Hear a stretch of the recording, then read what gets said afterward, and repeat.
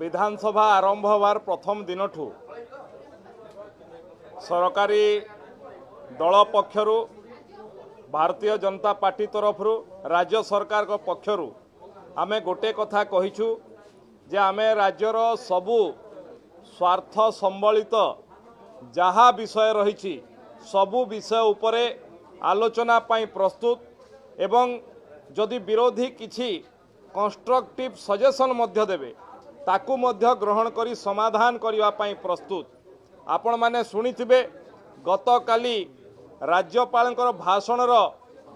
धन्यवाद प्रस्ताव उपरे जेतेबेले माननीय मुख्यमंत्री मोहन चरण माझी तांकर वक्तव्य दौथले से समय मध्य से प्रकाश करथिले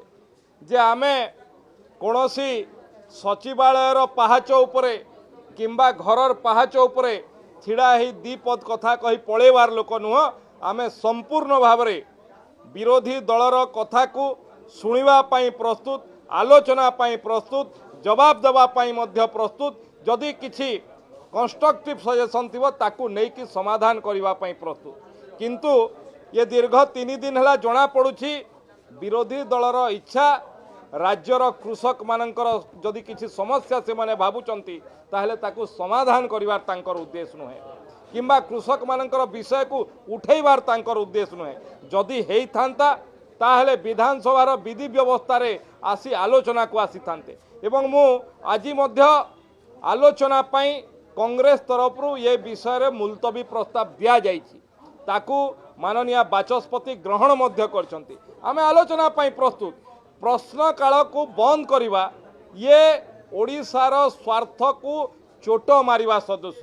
आदु ओडिशार स्वार्थ को जलांजलि देवा सदृश ये कथा जो माने ओडिशा को भल पाती नहीं ओडिया को भल पाती नहीं जो माने तांकर मन भितरे घृणा अच्छी एवं ओडिशा को भल पाइबा ड्रामा करुचंती से मान को मोर अनुरोध जे आपण माने आलोचना को आसंतु ओडिशार साधारण लोकंकर निर्वाचित करी विधायक मान को पठैछंती जे तांकर स्वार्थ संबलित अंचलर स्वार्थ संबलित ओडिशार स्वार्थ संबलित कथा को प्रश्नोत्तर जरिया रे उठेइबे तार समाधान खोजिबे किंतु सेथिरे विरोधी दल पलायनपंथी होउछंती एवं आलोचना को आसुनांती एथिरे तांकर कोनोसी समस्या कथा आलोचना करने पाई वास्तव में नहांती सस्ता राजनीतिक रोटी सेकिवा पाई से माने चाहूचंती या को ओडिशावासी देखुचंती नुआपड़ारे जवाब देइछंती आकु मध्य विरोधी को जवाब देबे।